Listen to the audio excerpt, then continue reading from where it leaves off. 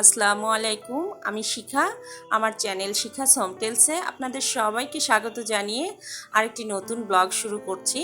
আশা করি আপনারা সবাই ভালো আছেন। আমি এখন আমার নাস্তা রেডি করছি। সকালে অবশ্য মেয়েদের নাস্তা রেডি করে ওদেরকে খাইয়ে স্কুলে পৌঁছে দিয়ে এসেছি। সকালে ওদেরকে নিয়ে এত ছুটাছুটি হয় যে আমার আর ওই সময় ছুটাছুটি করে না খাবার খেতে ইচ্ছা করে না।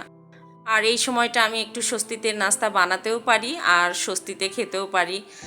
খাবার নিয়ে আসলে তাড়াহুড়া জিনিসটা ভালো লাগে না। এমনিই তো শরীর ভালো না, তার মধ্যে অনেক ছুটাছুটি করতে হয়।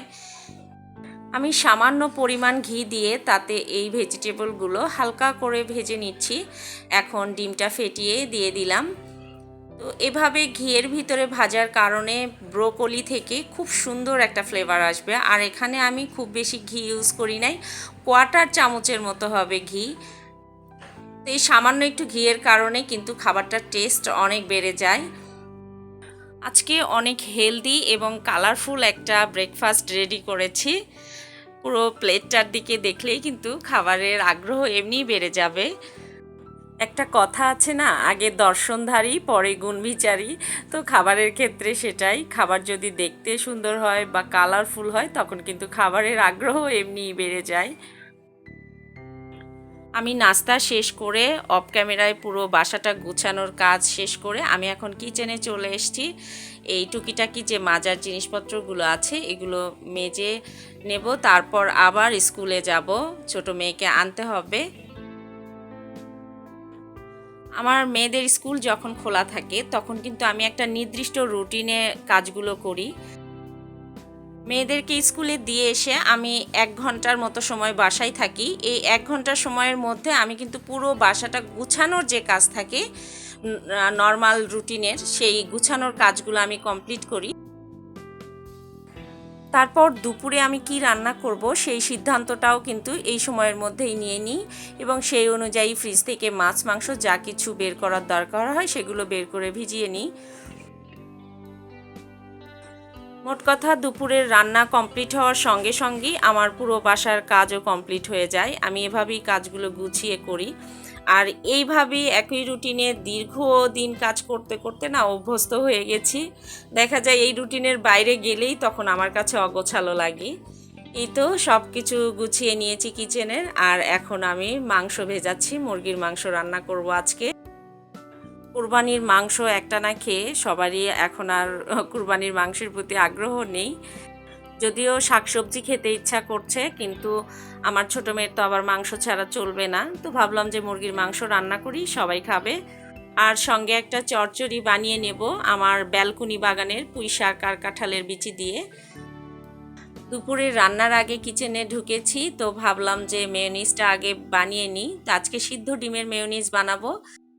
আমি 3টা সিদ্ধ ডিমের মেয়োনিজের জন্য 1/3 কাপ সাদা তেল নিয়েছি, 1/4 কাপ ফ্রেশ পানি যেটা খাবার পানি, আর 2 চামচের মতো লেবুর রস। আপনারা লেবুর রসের পরিবর্তে সমপরিমাণ ভিনেগার দিয়ে নিতে পারেন। আর এখানে 1/2 চামচের মতো লবণ দিয়ে নিচ্ছি।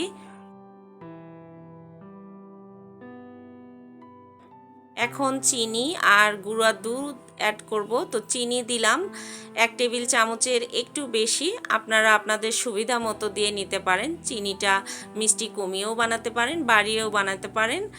আর এই তো আমি গুঁড়া দুধ দিয়ে নেব। এখন গুঁড়া দুধ দিব 2 টেবিল চামচ। সিদ্ধ ডিমের মেয়োনিজ এত বেশি টেস্টি হওয়ার পিছনে মূল কারণই হচ্ছে এই গুঁড়া দুধ। এই গুঁড়া দুধই কিন্তু মেয়োনিজের টেস্ট এত বাড়িয়ে দেয়।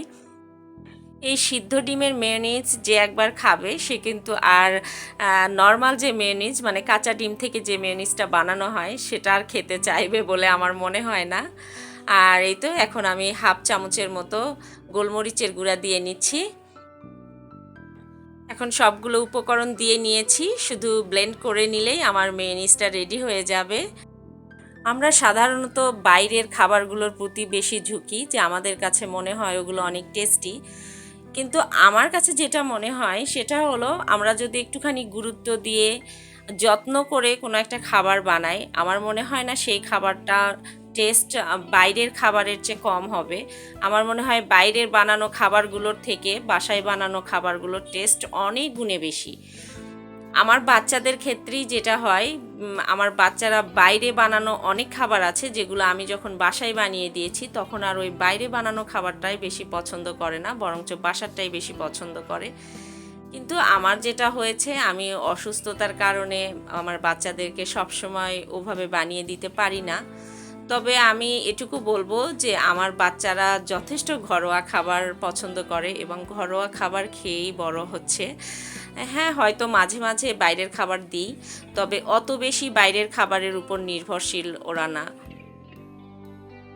এই যে এখন যে মেয়োনিজটা বানিয়ে দিচ্ছি, এই মেয়োনিজটা খাওয়ার পর ওকে যদি বাইরের মেয়োনিজ দেয়া হয় তখন ও কোনোভাবেই ওটা খেতে চাইবে না। তো দেখেন কতটুকু সময় লাগলো আমার মেয়োনিজটা বানাতে। আর যে উপকরণগুলো আমি ইউজ করলাম সেগুলো সবই কিন্তু বাসায় থাকে, আপনার আমার সবার বাসায় সবসময়ই থাকে। তো প্রথমত আমরা হেলদি টেস্টি একটা খাবার পেলাম, সেই সঙ্গে আমাদের কিন্তু মানি সেভ হলো। এই তো এখন দুপুরের রান্নার সব কিছু কেটে ধুয়ে রেডি করে নিয়েছি, এখন শুধু রান্না করার পালা। তো আজকে মুরগির মাংসটা হাতে মাখিয়ে রান্না করব। আমার মা প্রায় সময় এভাবে হাতে মাখিয়ে মুরগির মাংস রান্না করতো, তো আজকে সেটাই করতে ইচ্ছা করছে। আমি এখানে যে আমার দৈনন্দিন কাজগুলো শেয়ার করি সেগুলো কিন্তু আমার রুটিনে আমার মতো করে গুছিয়ে নিয়ে করি। তো আমার এভাবে কাজ করার পরে হাতে কিন্তু প্রচুর সময় থেকে যায়। তো আমার কাছে মনে হয় যে এই রুটিনে যদি কেউ কাজ করে তার হাতে প্রচুর সময় থাকবে, তার কাছে মনে হবে না যে সারাদিন আমি শুধু কাজই করি। আমি দুপুরের পর আর কোনো কাজই রাখি না। দুপুরের রান্না খাওয়া দাওয়া শেষ মানে আমার কাজ শেষ। তারপর পুরো সময়টা আমি আমার বাচ্চাদের সঙ্গেই কাটাই, ওদের সঙ্গে খেলাধুলা, ওদেরকে পড়াশোনার সময় সঙ্গ দেয়া, মানে যা কিছুই করি ওদের সঙ্গে থেকে করি। আর বিকেলের দিকে যেটা হয়, ওদেরকে হালকা নাস্তার ব্যবস্থা করে দিই। তো সেই নাস্তাটা তো আর সবসময় যে বাসায় চুলায় গিয়ে রান্না করে বানাবো এমন না, হয়তো রেডি নাস্তাও থাকে সেটা দিয়ে দিই। যে কোনো জিনিসই যদি একটা রুটিন মাফিক চালানো যায় তখন দেখবেন সেটা খুব গুছানো এবং খুব সুন্দরভাবে সম্পন্ন হয়। এই তো আপনাদের সঙ্গে গল্প করছি আর আমার রান্না কিন্তু চলছে পাশাপাশি। তো আমার কাজ বা আমার ভিডিও যদি আপনাদের ভালো লেগে থাকে প্লিজ একটা লাইক দেবেন এবং আমার চ্যানেলটিকে সাবস্ক্রাইব করে পাশে থাকা বেল বাটনটিকে প্রেস করে দেবেন। তাহলে আমার ভিডিও আপলোড হওয়ার সঙ্গে সঙ্গে আপনাদের কাছে নোটিফিকেশন পৌঁছে যাবে আর আপনারা আপনাদের সময়, সুযোগ এবং সুবিধা মতো আমার ভিডিওটি দেখে নিতে পারবেন। আর আপনাদের যদি কিছু জানার বা বলার থাকে তাহলে কমেন্ট বক্সে জানিয়ে যাবেন, আমি অবশ্যই আনসার দিব। আমার রান্নাটা মোটামুটি গুছিয়ে এসেছে, এখানে আর দাঁড়িয়ে থাকতে হবে না সব সময়। তো আমি এই ফাঁকে কিছু কাজ গুছিয়ে নেব। তো এখানে বেশ কিছু পেঁয়াজ, আদা, রসুন আছে, এগুলোই আমি গুছিয়ে নেব একটু। এখানে যে পেঁয়াজগুলো আছে এর মধ্যে সবগুলো পেঁয়াজ কিন্তু একরকম না, কিছু পেঁয়াজ আছে একদম ফ্রেশ, আবার কিছু পেঁয়াজ হয়তো বেশি দিন রাখা যাবে না। তো আমি ফ্রেশ যে পেঁয়াজগুলো সেগুলোকে একদম আলাদা করে নিচ্ছি, এগুলো আলাদা একটা ঝুড়িতে রাখবো। আর বাকি যে পেঁয়াজগুলো থাকবে সেগুলো আমি আলাদা ঝুড়িতে নেব, ওগুলো দ্রুত খাওয়ার জন্য। এই ফ্রেশ পেঁয়াজগুলো যদি আলাদা না করে একসঙ্গে রেখে দিই তাহলে দেখা যাবে এই পেঁয়াজগুলোও দ্রুত নষ্ট হয়ে যাবে। আর আমরা বাসায় যেহেতু অল্প মানুষ তাই পেঁয়াজের পরিমাণও অনেক বেশি লাগে না। আর তার মধ্যে আমি এবং আমার হাজব্যান্ড দুজনই তো অসুস্থ, আপনারা জানেন আমাদের খাবারের ধরনগুলোও চেঞ্জ করতে হয়েছে। আমরা ভুনা জাতীয় খাবারটা কম খাই, খাবার রান্নায় পেঁয়াজটা কম ব্যবহার করি। আর এই যে ফ্রেশ পেঁয়াজগুলো আলাদা করলাম, এই পেঁয়াজগুলো যদি এভাবে খোলা জায়গায় রেখে দিতে পারেন যেখানে আলো বাতাস আসে প্রচুর, তাহলে এই পেঁয়াজ দেখবেন যে 4-5 মাসেও কিচ্ছু হবে না, এরকমই ফ্রেশ থাকবে। তো আমি এই পেঁয়াজের ঝুড়িটা ফ্রিজের উপরে রেখে দিলাম, এখানে রাখাতে কিন্তু মোটেও খারাপ লাগছে না। আর ওখানে প্রচুর বাতাস, আলো তো আছেই। আর এই তো এদিকে আমার রান্নাও কিন্তু কমপ্লিট হয়ে গেছে। মুরগির মাংস আলু দিয়ে রান্না করেছি আর কাঁঠালের বিচি, পুঁই শাক, আলু দিয়ে চচ্চড়ি করেছি। আরও 3টা ডিম সিদ্ধ করেছিলাম যে ডিম ভুনা করব, কিন্তু প্রচণ্ড গরম খারাপ লাগছিল, তো ভাবলাম যে এখন আর রান্না করব না, এই দুটো আইটেম হলেই আমাদের খাওয়া হয়ে যাবে। প্রয়োজন হলে রাতে হয় ভর্তা বানিয়ে নেব, না হলে হয়তো তখন ভুনা করতেও পারি। তো রান্না শেষ করে গোছলে যাব, তো ব্যালকনিতে এসেছি। এইটা আমার অনেক শখের একটা গাছ ছিল, এটা ভেরিকেটেড ক্যালাঞ্চো। এই যে এই গাছটা দেখেন কিভাবে নষ্ট হয়ে গেছে। ঈদে বাড়ি থেকে ফিরে এসে দেখি পুরো গাছটা নষ্ট হয়ে গেছে। আমার বাগানের সব থেকে প্রিয় গাছ ছিল এটা, আর সেই গাছটাই নষ্ট হয়ে গেছে।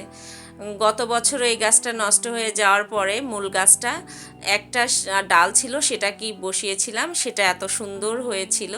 এবার সেই গাছটাও একদম পুরোপুরি নষ্ট হয়ে গেল। আর এই যে বেবি টিয়ার্সের একটা বিশাল ঝাড়, সেটাও নষ্ট হয়ে গেছে। এই টবে 3 ধরনের গাছ আছে একটা টবেই। আসলে এই গাছগুলো না অনেক মায়ার জিনিস, এগুলো যখন নষ্ট হয় তখন খুব খারাপ লাগে।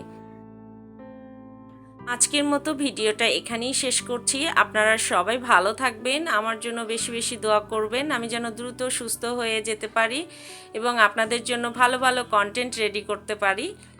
নেক্সট ভিডিওতে আবারও কথা হবে ইনশাআল্লাহ।